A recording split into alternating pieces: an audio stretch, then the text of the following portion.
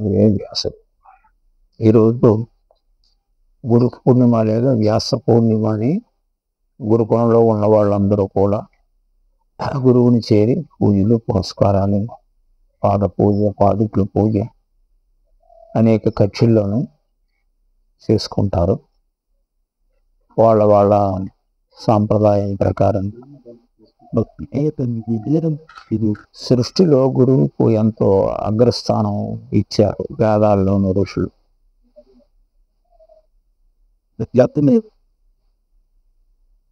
వ్యాసుడు అవతరించి వేదాలకు వ్యాసం రాశారు.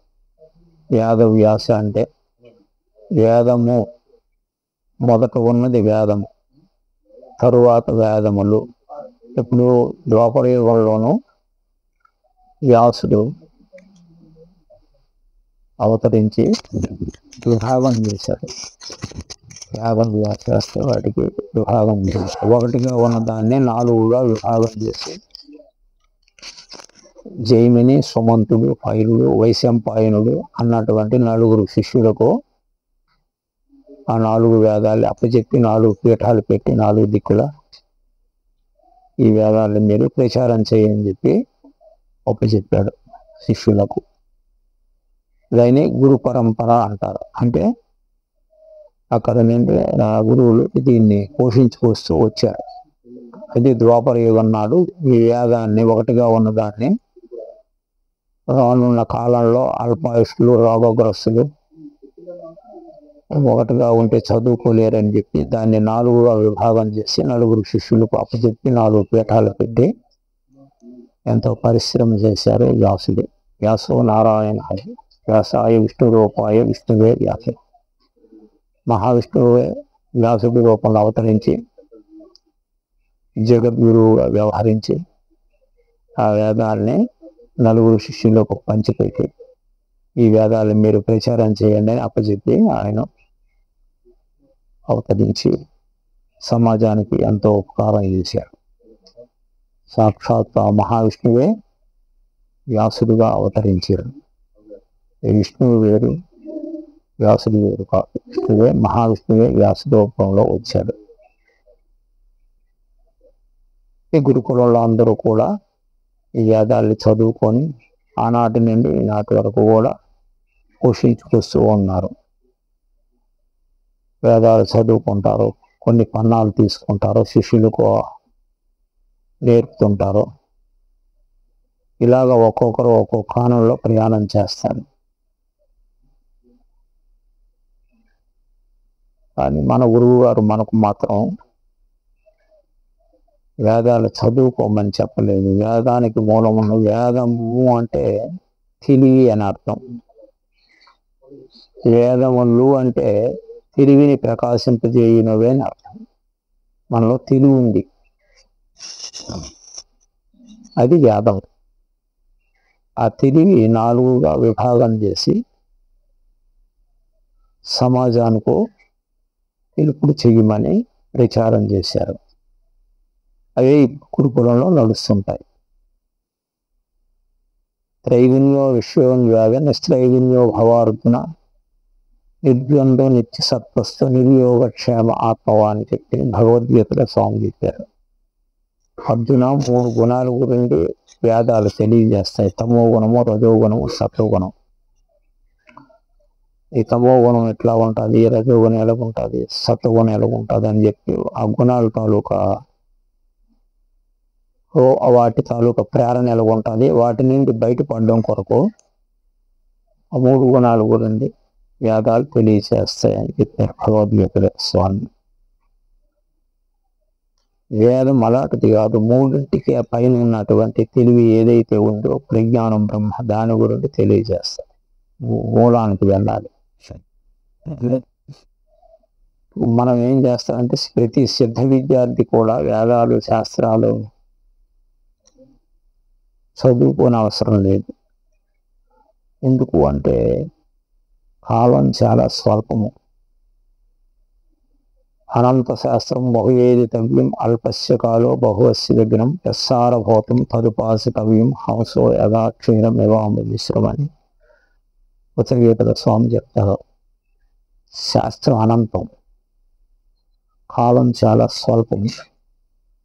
ఒకవేళ ప్రయత్నం చేసి ఎవరైనా చదువుకుందాము అని అంటే విఘ్నాలు చాలా ఉంటాయి. అందుచేత యస్సారభూతం తదుపాస్తవ్యం, దాంట్లో సారం ఏదైతే ఉందో దాన్ని తీసుకుని ఉపాసన చెయ్యమని ఉత్తరగీతలో చెప్తారు స్వామి. అది మనం చేస్తున్నదే ఆ పని. మనం వేదాల శాస్త్రాలు చదువుకోలేము, చదువుకునే అవసరం లేదు. వేదము అంటే తెలివి, వేదములు అంటే ఆ తెలివిని ఐడెంటిఫై చేసి ఇలా ఉంటుంది సుమా అని చెప్పి ఈ 3 గుణాలని దాటడం కొరకు వేదాలు తెలియజేస్తాయి. అందుకు 3 గుణాల గురించి తెలియజేస్తాయి వేదాలని చెప్పి ఆ శ్లోకంలో భగవద్గీతలో చెప్పారు స్వామి. త్రైగుణ్య విషయం వేదాలు ఆ 3 గుణాల గురించి తెలియజేస్తాయని చెప్పారు. గుణములతో కూడుకున్న వాడు జీవుడు, గుణాతీతుడు ఈశ్వరుడు. గుణములతో కూడుకున్న జీవుడు మనలోనే ఉన్నాడు, గుణాతీతుడైన ఈశ్వరుడు మనలోనే ఉన్నాడు. మనలో తెలివి 2 విధాలుగా ప్రకాశమానం అవుతుంది. తెలియజేసే తెలివి ఒకటి, అది ఈశ్వరుడు. తెలియజేసిన తెలివిని తెలుసుకొని తన అనుభవంలోకి తీసుకొచ్చి ప్రకృతిగా వ్యవహరిస్తారు. ఆ తెలివి, తెలుసుకునే తెలివి 2. తెలుసుకునే తెలివి జీవుడు, తెలియజేసే తెలివి ఈశ్వరుడు. తెలియజేసే తెలివిలో మార్పు లేదు, తెలుసుకునే తెలివిలో మార్పు ఉంది. ఈ తెలివిని తెలుసుకోవాలని అంటే 15వ అధ్యాయం పురుషోత్తం ప్రాప్తి యోగంలో స్వామి ఏం చెప్పారు? ఊర్ధ మూలం అన్నారు. ఊర్ధం పైన మూలం, అగశాఖం దాని శాఖోపశాఖలు కిందికి వ్యాపించి ఉన్నాయి మన శరీరంలో. అశ్వత్థం ప్రాహురవి, ఈ అశ్వత్థ వృక్షం అన్నది, సంసార వృక్షం అన్నది అనాది నుండి ఈ జీవుడు అంటగొట్టుకుని వస్తున్నాడు. చందాంసి యస్య పర్ణాన్ని, చెట్టుకు ఆకులు అట్లాంటివి ఈ సంసార వృక్షం గురించి ఈ వేదాలు ప్రబోధన వదిలినవి. మనం ఈ సంసారంలో మాయలో పడ్డాం కాబట్టి దాన్ని ప్రబోధన చేస్తున్నాయి వేదాలు. ఆ తెలివిని ప్రకాశింపజేస్తున్నాయి. ఈ తెలివిలో ఉంటుంది, ఈ తెలివి మనం తెలుసుకోవాలని ఊర్ధ్వానికి వెళ్ళమని చెప్తాయి వేదాలు. చందాంస్యస్య పర్ణాన్ని యస్సం వేత్స వేదవేత్త, ఆ మూలంలో ఉన్నటువంటి తెలివిని ఎవడైతే తెలుసుకుంటాడో వాడు వేదవేత్త అని చెప్పి ఈ శ్లోకంలోనూ పురుషోత్తం ప్రాప్తి యోగంలో మొట్టమొదటి శ్లోకంలోనే చెప్తారు. అందుచేత మనం పుస్తకాలు చదివి తెలుసుకోవాలని అంటే పండితి ప్రకటన అవుతుంది. ఆ పండితి ప్రకటన అవసరం లేదు మనకు. పరమాత్మను తెలుసుకోవాలంటే లోపలికి వెళ్ళే ప్రక్రియ యోగము. యోగము అంటే కలయిక అని అర్థం. మన లోపల ప్రాణము అపానం అన్న 2 శక్తులు పనిచేస్తున్నాయి. అపానం కిందికి లాగుతుంది, ప్రాణం పైకి వెళ్తుంది. ప్రాణం అగ్నితత్వం, అపానం జలతత్వం. ఈ రెండింటినే కలపాలి. గురువురు మధ్య శిరస్థానం, ఇది పరమాత్మ ఉండే చోటు. అగ్ని అక్కడే, శివుడికి 3వ నేత్రం అంటేనే అక్కడుంది. అక్కడకు జీవుడు వెళ్తే అది తెలుసుకుంటుంది. వీడికి జ్ఞాననేత్రం తెలుసుకుందిరా అంటారు. దాని కొరకు ప్రయత్నం చేయాలి మనం, ప్రతి సిద్ధ విద్యార్థి. ఆదిలో శబ్దం ఉండెనో, ఆ శబ్దము దేవుని వెందుండెనో, ఆ శబ్దమే దేవుడు. నిర్గుణ నిరాకార పరబ్రహ్మము నుంచి శబ్దం వచ్చింది, అది ఓంకారము. ఆ ఓంకారంలోంచే వేదాలు శాస్త్రాలు అన్నీ నశింపబడ్డాయి. అదే స్వరము అంటే శబ్దం. స్వరే వేదాస్తు శాస్త్రాన్ని, స్వరమే వేదాలు శాస్త్రాలు. స్వరే గాంధర్వ మొత్తము, స్వరమే రహస్యమైనటువంటిది, ఉత్తమమైనటువంటిది. స్వరస్వరూపుడు ఈశ్వరుడు. మనం చేస్తున్నది స్వర విద్య. సిద్ధ విద్య అంటే స్వర విద్య. ఏదైతే ఆదిలేని నిర్గుణ నిరాకార పరబ్రహ్మంలోకి వచ్చినాక ఏంటి స్వరం ఉందో ఓంకారము, దానినే మనం అభ్యసిస్తుంటాం సిద్ధ విద్యార్థి. ప్రతి సిద్ధ విద్యార్థి కూడా స్వరాన్ని అభ్యసిస్తున్నారు. అదే వేదాలు శాస్త్రాలు, ఆ స్వరం చేతనే వేదాలు శాస్త్రాలే ప్రోక్తంటే రచింపబడ్డాయి.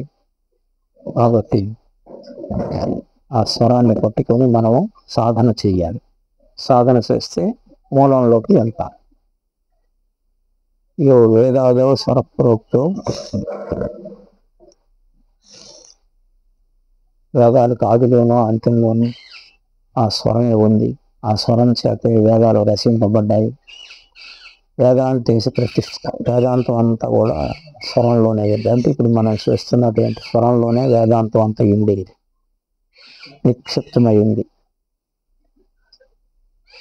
తస్య ప్రకృతి లీనస్య, ఈ ప్రకృతి అంతా కూడా స్వరంలోనే లీనమయ్యేది. సో మహేశ్వర, ఆ స్వర విద్యను ఎవడైతే సంపూర్ణంగా అభ్యసిస్తాడో, తెలుసుకుంటాడో, వాడే మహేశ్వరుడని స్వరజ్ఞాన ప్రదీపులు చెప్పారు మహర్షులు. అందుచేత మనం చేస్తున్నటువంటిది స్వర విద్య. దీన్నే సిద్ధ విద్య అని, అజప గాయత్రి అని, కుండలిని యోగం అని, హంస మంత్రం అని అనేక పేర్లు పెట్టి మన ఆర్యులు ఒక్కనించారు. ఏదైనా మనం పట్టుకోవాల్సింది ఆ స్వరాన్నే పట్టుకోవాలి. అది ప్రాణ విద్య అన్నారు. కుండలియాం సముద్భూతం గాయత్రి ప్రాణధారిణి, ప్రాణ విద్య మహావిద్య వేదవేత్త అన్నారు. కుండలిని శక్తి జగన్మాత, ఆది పరాశక్తి అని ఏవో పేర్లు పెట్టి ఉపాసన చేస్తుంటారు ఉపాసకులు. కుండలిని శక్తి అది నిద్రాణమైంది జగన్మాత. అందుకు మనకు తెలివి ప్రకాశమానం కాలేదు. తెలివి కావాలని అనుకుంటే ఆ నిద్రాణమైన కుండలిని శక్తిని ఊర్ధముఖంగా తిప్పి అభ్యాసం చెయ్యాలి. ఈ సృష్టి అంతా కూడా కుండలిని శక్తి నుంచి వచ్చింది. గాయత్రి ప్రాణధారణ, అదే గాయత్రి. ప్రాణాన్ని ఏదైతే ధరించిందో, విశ్వాన్ని ఏదైతే భరించిందో, విశ్వాన్ని సృష్టి స్థితి లయములు దేనిలో జరుగుతున్నాయో అది గాయత్రి. గాయత్రి వేదమాత. ప్రాణధారిణి అన్నారు, ప్రాణాన్ని ధరించింది. అలా ప్రాణం ఉంటేనే మనం ప్రజ్ఞ. ప్రాణం లేకపోతే ఈ బాడీ పనిచేయదు. అందుచేత ప్రాణ విద్య మహావిద్య అన్నారు. ఏది మహావిద్య అన్నారో ప్రాణ విద్యనే మహావిద్య అన్నారు. వ్యస్తం వేత్స వేదవేత్త. ఆ ప్రాణ విద్యను ఎవరైతే తెలుసుకుంటారో వాళ్ళు వేదవేత్తట. అంటే వేదాలు చదువుకుంటే చదువు కాదు, తెలుసుకుంటే తెలియని దీన్ని బట్టి అర్థం అవుతుంది. కాబట్టి మన వేదాలు చదువుకోలేదు, శాస్త్రాలు చదువుకోలేదనే దిగులు పడవలసిన పనిలేదు. దీన్ని పట్టుకోవాలి, ప్రాణాన్ని పట్టుకోవాలి. ప్రాణం పట్టుకొని ప్రాణం వశమైతే ఇంకా వాడాడేది ఆట, పాడేది పాట. ప్రాణ విద్య మహావిద్య. ఏది మహావిద్య? ప్రాణ విద్య. వేదవేత్త ఎవడు? యస్వేత్స వేదవేత్త. ఆ ప్రాణ విద్యను ఎవడైతే తెలుసుకుంటాడో అమూలాగ్రంగా ప్రాణ విద్య నుండి ప్రాణాన్ని వశం చేసుకుంటాడో అది మహావిద్య. వాడు వేదవేత్త అంటున్నారు. అంటే ఆ తెలివిని తెలుసుకుంటాడు. వేదాలు చదువుకునే చదువు కాదు, తెలుసుకునే తెలివి. అందుకు వేదము అన్నారు, వేదములు అన్నారు. వేదము ముందు, వేదముల తరువాత. వ్యాసుడి కాలంలోనూ విభాగం చేశాను, ఇప్పుడు చెప్పుకున్నాం కదా. అంచేత ఆ తెలుగు నుండి అవి తెలియజేస్తాయి. ఆ తెలివి మనలో ఎలా ఉంది, దాన్ని ఎలా పొందాలన్నటువంటిది వేదాలు తెలియజేస్తాం. ఇప్పుడు వేదాలు ముగిస్తే వేదాంతం ప్రారంభం అవుతుంది. వేదాంతం అంటే యథార్థం ప్రారంభం అవుతుంది. వేదాల్లో ఉన్నంత వరకు 3 గుణాలు ఊరుండే వేదాలు తెలియజేస్తుంటాయి. అందుచేత మనం తెలివిని తెలుసుకోవడం కొరకు ప్రయత్నం చేస్తున్నాం ప్రతి సిద్ధ విద్యార్థి. ఆదిలోనూ అంతిమలోనూ ఈ స్వరమే ఉంది. ఆ స్వరం చేతనే వేదాలు రచింపబడ్డాయి. మనం చేస్తున్నటువంటిది ఏది కిందకి మీదకి నడుపుతున్నాం అని అనుకుంటున్నాం. అందులోనే రహస్యం అంతా ఇమిడింది. చూడండి, ఇప్పుడు మనము ఏదో చేస్తున్నారు, మనం మాట్లాడుతుంటే వాటిలో టేప్ అవుతుంది. అలాగే మనం స్వర విద్యను చేస్తూ ఉంటే ఊర్ధానికి ప్రాణం పోతూ ఉంటే సందేహం నివారణ అవుతుంది. అంటే సంశయాత్మ వినస్థితి అని ఉంది. ఎవరికైతే సందేహం సంశయాలు ఉంటాయో వాళ్ళు ముందుకు పోలేరు, వినాశానికి దారి తీస్తుందట. సందేహం ఉండకూడదట. సందేహం నివారణ తీసుకోవాలి. సంధి ప్లస్ దేహం సంధి. ఎప్పుడైతే సంశయం ఉందో వాళ్ళు జన్మకు వస్తూనే ఉంటాడు. సందేహం ఎప్పుడైతే నివారణ అయిపోయిందో వాడు జన్మకు రాడు. అందుచేత ఈ స్వరవిద్యని మనము అతి గుప్తంగా మనోవాక్కాయముల ద్వారా అభ్యాసం చెయ్యాలి. మనస్సులోను నిరంతరం కూడా పట్టుగా అభ్యాసం చెయ్యాలి. మనస్సులో సంకల్పించుకొని వాక్కు ద్వారా, మనస్సు ద్వారా, కాయం ద్వారా, త్రికరణముల ద్వారా ఈ విద్యను అభ్యసించాలి. కాయాన్ని శుద్ధి చేసుకోవాలి, వాక్కును శుద్ధి చేసుకోవాలి, మనస్సును శుద్ధి చేసుకోవాలి. శుద్ధి చేయాలంటే ప్రాణాయామం తప్పితే ఇంకొక మార్గం ఏమీ లేదు. మనస్సు శుద్ధి అయ్యే ప్రక్రియ ప్రాణాయామం. అందుకు గీత మహత్యంలోనూ గీతాధ్యయన శీలస్య, గీతను ఎవరైనా అధ్యయనం చేయాలంటే ప్రాణాయామం చేయాలి. నైవిసంతికి పాపాన్ని, అనేక జన్మల్లో చేసినటువంటి పాపాలన్నీ కూడా భస్మపట్ల అయిపోతాయట. పూర్వజన్మ కృతాయింది. పూర్వజన్మల్లో చేసిన పాపాలన్నీ కూడా భస్మైపోతాయి ప్రాణాయామం ద్వారా. కొండంత దూరి పెట్టి చిన్న నిప్పుటానికి అనిపిస్తే భస్మైపోయినట్టుగా మనం ప్రాణాయామాన్ని కరెక్ట్గా మనోవాక్కాయముల ద్వారా త్రికరణ శుద్ధిగా అభ్యాసం ఎవరైతే చేస్తారో వాళ్లకు ఆత్మానుభూతి కలుగుతుంది. కట్టకడకు ముక్తి మోక్షం అనేవి జరుగుతాయి. ప్రాణాయామం చేస్తుంటే మనస్సు శుద్ధి అవుతుంది. అందుకు మనం చేసే ప్రాణాయామం ద్వారా మనస్సు శుద్ధి అయ్యి ఆత్మానుభూతి కలిగి కట్టకడకు బాగా చేసినప్పుడు ప్రాణం మోసం అయితే ముక్తి మోక్షం అంటే ఏంటో వారికి తెలుస్తుంది. రాజ్యాది మోక్ష పర్యంతం సమస్త యావ సంపద. ఈ విద్య చేస్తే ఏటి వస్తుందని మనం అనుకుంటే ఓ శిష్యుడు చెప్తున్నాడు రాముడికి, రామ ఈ యోగాన్ని బాగా ఎవరైతే చేస్తారో రాజ్యము మోక్షము కనపడదైనటువంటి మోక్షము, సమస్త యావ సంపద, అన్ని సంపదలు వాడి దగ్గర ఉంటాయి ఈ విద్య చేసిన వాడి దగ్గర. దేహ అనిల విధేయత్వ సాధ్య సర్వస్వ రాగం. ఈ దేహంలో ఉన్న అనిలం అంటే ప్రాణవాయువు ఎవరికైతే స్వాధీనం అవుతుందో వాడికి సాధ్యం కానిది అంటూ ఒకటి లేదు. రామ అని వశిష్ఠుడు రాముడితో చెప్తున్నాడు. చెప్పేది బ్రహ్మ ఋషి, వినేది అవతార పురుషుడు. అంచేత అటువంటి విద్యని మనం అభ్యసిస్తున్నాము. ఏమరపాటు లేక, సోమరతానం లేక మన గురుదేవుడు బాగా చెప్పినటువంటి విద్యని ఎవరైతే భక్తి శ్రద్ధలతో ఆచరిస్తారో కడుపుడతైన మోక్షం దొరుకుతుంది. ఈ జీవితంలో కావలసినవన్నీ నీ చుట్టూ ఉంటాయని చెప్పి ఈ శ్లోకంలోనూ వశిష్ఠుడు రాముడితో తెలియజేశాడు. వాయువు అన్నటువంటి దాన్ని ఎప్పుడైతే స్వాధీనం చేసుకుంటాడో మనస్సు స్వాధీనం అవుతుంది. మనస్సు స్వాధీనం అయితే ఇంద్రియాలు స్వాధీనం అవుతాయి. ఇంద్రియాలు స్వాధీనం అయితే ఇంద్రియాతీతుడు అవుతాడు. ఇంద్రియములు రోసి ఈసుని చూడరు అంటారు. ఏది ఏమన్నా ఇంద్రియాదులు ఎందు రోత పలగాలి. శబ్దస్పర్శ రూపరసగంధ అన్నటువంటి జ్ఞానేంద్రియ పంచకం ద్వారా మనం బయటకు వచ్చేస్తున్నాం. ఈత పంచ బీజంతు కుండలియం తదాంతరే.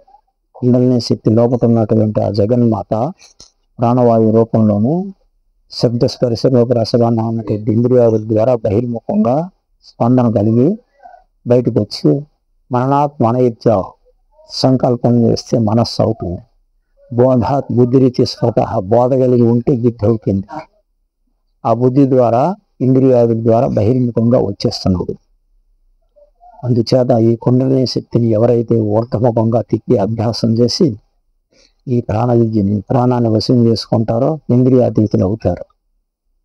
దీనికి మినహా ఇంకొక విద్య లేనే లేదు. వేదం ఎవరు చెప్పారు? మహర్షులే చెప్పారు. నానావిధ విచారయిస్తున్న సాధ్యం జాయితే మనః తస్మాత్ తస్య జయోపాయం ప్రాణయావహి నా అన్యద తర్పయ జల్పయ శాస్త్రజాల యుక్తి మంత్రం భాషగయం నవసో జాయితే ప్రాణం సిద్ధోపాయం వినావిధి ఉపాయం తమ విజ్ఞేయం యోగమార్గేణ ప్రవర్తత అని ఋషిక బ్రాహ్మణ ఉపనిషత్తులో చెప్పారు. 8 విధాలుగా విచారణ చేసినప్పటికీ కూడా ఈ ప్రాణం స్వాధీనం కాదు అనేది చెప్తుంది ఈ మంత్రం ఉపనిషత్తు. ఎన్ని విధాలుగా విచారణ చేస్తుంటారు భక్తజనులు. అవదట ఎన్ని విధాలుగా విచారణ చేస్తే ప్రాణం వస్తుంది అన్నట. మనస్సు వశం కాదు, ప్రాణం వశం కాబట్టి మనస్సు వశం కాదు. మనస్సుకు ప్రాణానికి విడదీయని సంబంధం ఉంది అని తెలుసుకోలేకపోతున్నారు జనాలు. ప్రాణం వశం అయితే మనస్సు వశం అవుద్ది, మనస్సు వశం అయితే ప్రాణం వశం అవుద్ది.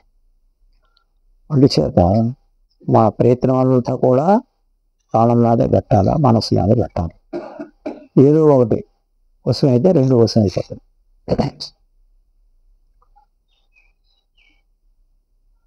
ఎన్ని విధాలుగా విచారణ చేస్తున్నారంటే సమాజంలోని ఎన్నో విధాలుగా విచారణ చేస్తున్నారు.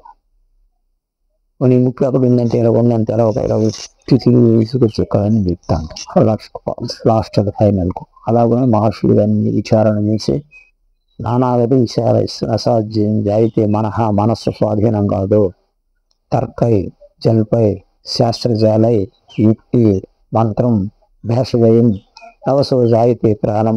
ఇటువల్ల ఏటి వల్ల కూడా ప్రాణం స్వాధీనం కాదు. తర్కం చేస్తుంటారు, పొద్దుస్తమానం వాదించుకుంటుంటారు, దానివల్ల అవుతారు. అనేక ఉపాయాలు చేసి మనస్సును స్వాధీనం చేసుకుందామని చూస్తారు ఈ స్వామీజీలు, దానివల్ల కాదు. శాస్త్రజాలై పాండిత్యం నేర్చుకుంటారు, శాస్త్రాలు బాగా అభ్యసిస్తుంటారు, వేదాలు కొన్నాళ్ళు చదువుతారు, చదువుతుంటారు, వేదాలు చదువుకుంటారు. శాస్త్రాల వల్ల కాదట, శాస్త్రాలు చదువుకుంటారు. యుక్తి కొన్ని ఉపాయాలు చేసి మనస్సును స్వాధీనం చేసుకుంటూ ఉంటారు, దానివల్ల కాదు. మంత్రం గురువు దగ్గరికి వెళ్ళి మంత్రం నేర్చుకుంటారు, మంత్రం జపం చేస్తారు, దానివల్ల కాదట. భేషజయం అవిని గంజాయి మత్తు పదార్థాలు సేవించి మనస్సును స్వాధీనం చేసుకుందామని చూస్తారు, వీటి వల్ల ఏటి వల్ల కాదు. తర్కై జల్పై శాస్త్రజాలై యుక్తి మంత్రం భాష్యం నవసో జాయితే ప్రాణం. వీటి వల్ల ఏటి వల్ల ప్రాణం స్వాధీనం కాదు. ఈ ఉపాయం తమ విజ్ఞాయి మరల ప్రశ్న వేస్తారా, ఇది ఉపాయం ఏంటి వీటి వల్ల కానప్పుడు? సిద్ధోపాయం వినావిదే, సిద్ధులు చెప్పిన మార్గం కావాలి. వాళ్ళు ఏం చెప్పాలి?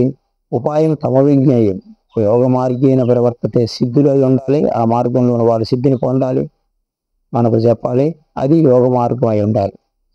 సిద్ధికి చెప్పినప్పుడు వాళ్ళు సిద్ధిని పొంది ఉండాలి, మనకు చెప్పాలి.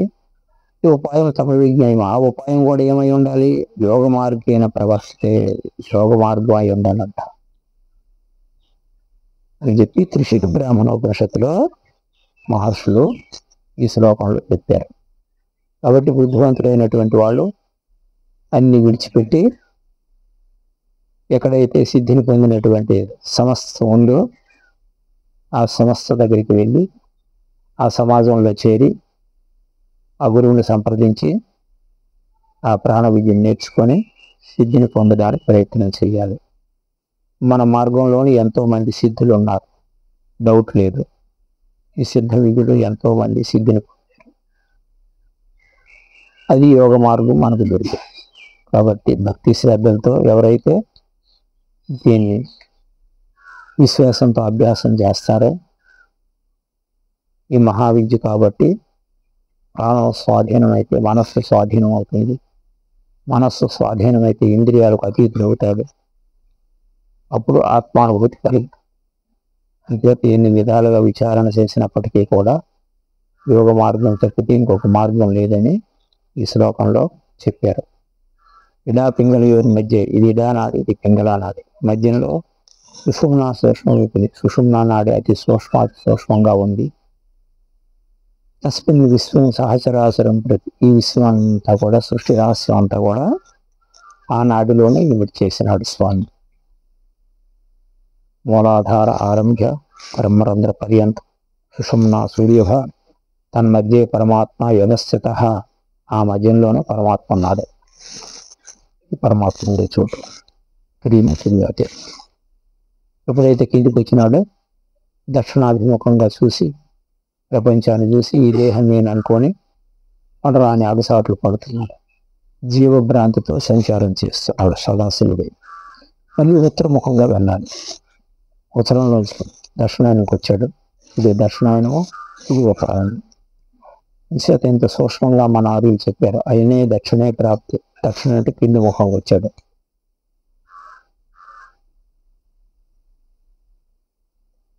జీవశాది సదాశివ, వాడు జీవుడు కాదట, సదాశివుడేనట. కానీ దేహాత్మ భ్రాంతి కలిగింది కాబట్టి జీవుడని నామకరణం చేయబడ్డాడు. అయితే సదాశివుడని తెలియాలంటే ఉత్తరాభిముఖం స్థానాస్తు స్థానాంతరం క్రమాత్ మూర్జధ ఆత్మాన్ ప్రాణాన్ యోగాభ్యాస మూర్ధిని అంటే శిరస్సు. యోగా అభ్యాసం ద్వారా మనం చేస్తున్న సాధన ద్వారా స్థానాస్తు స్థానాంతరం క్రమాత్ నిద్రావస్థలో ఉన్న జీవుని స్వప్నావస్థలో ఉన్న జీవుని జాగృత అవస్థలో ఉన్న జీవుని తుడియ స్థానంలోనికి తీసుకెళ్ళి అక్కడ లైన్ చేయాలి. అదే 3 స్థానాలు దాటాలి. స్థానాస్తు స్థానాంతర క్రమాత్ మూర్తియధ అంటే శిరస్సులోకి తీసుకెళ్ళాలి జీవుడిని. అప్పుడు జీవుడు ఉండడం. ఆత్మాన్ ప్రాణాన్ యోగాభ్యాస తీర్థశరణ సాధన ద్వారా శరణం లేకుండా స్థితప్రజ్ఞ లక్షణాలని సంపాదించుకోవడం. మనం ఒక నాసిక మధ్య, నాసికం అంటే ముక్కుకు మధ్యలోనూ ముఖంలోనూ ప్రాణం సంచరితే ప్రాణం సదా సంచారం చేస్తూనే ఉంది. ఆకాశం పెంపతి ప్రాణం. ఆ ప్రాణం ఆకాశతత్వంలో ఎప్పుడైతే లయమైపోయిందో, పెంపతి అంటే త్రాగుట, మనం సాధన చేస్తూ ఉంటే బయటకు వచ్చేది తగ్గిపోయి ఆకాశతత్వంలో గాలి లయమైపోతుంది. సజీవం కానజీవతిగా అర్జున జీవుడు ఎక్కడున్నాడని అడిగారు ఉత్తర గీతను. అందుచేత ఆ మేరకు సాధన చేసిన వాళ్ళకి ఈ విషయాలన్నీ అనుభూతికి వస్తాయి. మనం చేస్తున్న సాధన సామాన్యమైనటువంటిది కాదు. దీని తర్వాత సాధన లేదు అని ఉత్తర గీతలోని కృష్ణుడు సుషుమ్న నాడిలో సాధన చేయమని చెప్తారు. అది చేసిన వాడికి ఇతరత్ర సాధనలతో పని లేదని కూడా చెప్పేశారు. దానికి కాను ఈరోజు గురు పౌర్ణిమ. గురువుకి ఎంతో అగ్రస్థానం ఇచ్చారు. గురు బ్రహ్మం, గురు విష్ణు, గురు దేవో మహేశ్వర, గురు సాక్షాత్ పరబ్రహ్మ అని మనం నోటితో చెప్పుకుంటున్నామే కానీ గురువుని అర్థం చేసుకున్న వాళ్ళు చాలా తక్కువ మంది ఉంటారు. ఏదో నలుగురితో పాటు నారాయణ కులంతో పాటు గోవిందని వెళ్తాం, ఏదో పనులు ఇచ్చేస్తాం, ఏదో దక్షిణ ఇస్తాం, వచ్చేస్తాం. మాత్రానికి అయ్యేది కాదు. గురువు సేవ చేయాలి. ఈ గురువు అవసరం లేదని చాలా మంది అంటారు. గురువు మనస్సు అని మనకు సిద్ధవేదంలో స్వామివారు చెప్పారు. ఎవరికి మనస్సు గురువు అవుద్ది? అదే మహాత్ముడు, అది 3 అవస్థలు దాటిపోయిన వారికి మనసు గురువు అవుద్ది. అంచేత ఆచార క్రీతే కోటి ఆచారాలు చేయండి. కోటి దానం గిరి కాంచిన కోట్ల కొద్ది కొండలంత బంగారం ఉన్నట్లు దానం చేయండి. అర్జున ముక్తిని నాస్తి గురువులు వినా, ఆత్మతత్వం వినా నాస్తి ముక్తిని నాస్తి గురువులు వినా. ఆత్మతత్వం అంటే తెలియకపోతే, గురువు లేకపోతే నీ ముక్తి లేదు, మోక్షం లేదు అర్జున అని చెప్పి గర్భజ్యోతిగా చెప్తారు. చేత మన మనస్సు గురువు ఎప్పుడు అవుతుంది? ఈ అతీంద్రియ ప్రజ్ఞలోకి వెళ్ళినప్పుడు మన మనస్సు మనకు గురువు అవుతుంది. అంతవరకు కూడా ద్వైత గురువును పట్టుకొని అద్వైతానికి ఎదగాలి. అది మనం త్రికరణ శుద్ధిగా నమ్మి సాధన చేయాలి. మనోవాక్కాయములు త్రికరణ శుద్ధిగా నమ్మి సాధన చేయాలి. చేసినప్పుడే మనకు అది పట్టు చిక్కుతుంది. ఇది చిరకాల అభ్యాస యోగి అయిన చిరకాలం అభ్యాసం చేయాలి. బహునాం జన్మనాం అంటే అన్నారు. మళ్ళీ అనేక జన్మలు కూడా పడుతుంది. ఈ విద్యను వదలకుండా చేస్తూ ఉంటే జన్మకి ముందుకు పోయి ఏదో ఒక జన్మకే యూజ్ అవుతాడు. అంతేగాని ఈ జన్మలోనే సాధించేస్తానని అంటే అయ్యే పని కాదు. ఎందుకు అంటే సాధకుల్లో అధములు, మధ్యములు, ఉత్తములు 3 రకాలు ఉంటారు. ఎవరో ఉత్తములు ఉంటారో వాళ్ళన్నీ వదులుకొని నా కర్మన, నా ప్రజయ, నా ధనేన అన్ని త్యాగం చేసేస్తారు. మనం భారత్లాగా త్యాగం చేసినటువంటి వాళ్ళకు ఈ జన్మలోనూ మహోన్నత స్థాయికి వెళ్తారు. తదితరమైన వాళ్ళంతా కూడా మన బోటుగాలం అన్ని పట్టుకొని వెళ్తున్నాం కాబట్టి జన్మలు పడతాయి. ఎందుకు అంటే మధ్యమ తరగతి కింద వస్తాం, వదలము, అలాగని పూర్తిగా చెయ్యము, మందగతిలో వెళ్తుంటాం కాబట్టి బహుజన్మలు పడతాదని పరమాత్మ భగవద్గీతలోనే చెప్పారు. బహుజన్మలు పడుతుంది అర్జున అని చెప్పారు యోగి అవడానికి. అందుచేత ప్రతి ఒక్కరూ కూడా భగీరథ ప్రయత్నం చేసి 1,25,000 మార్గాల్లో ఇది ఉత్తమమైనటువంటి మార్గం. జగద్గురు ఆదిశంకరాచార్యులు వారు ఈ యోగాల్ని అభ్యసించి యోగతారావళి అనే గ్రంథంలో రాశారు. శ్రీశైలం గుహలో కూర్చొని రాశారు. మహావతార బాబా కాశీలో ప్రత్యక్షమై ఆయనకు ఈ విద్య ఇచ్చారంట. ఆయనే జగద్గురు, ఆయనకి ఈ విద్య నేర్పారంట మహావతార బాబా. ఒకే ఆత్మకథలో ఉంది కాబట్టి ఇంతటి మహత్తరమైనటువంటి విద్య.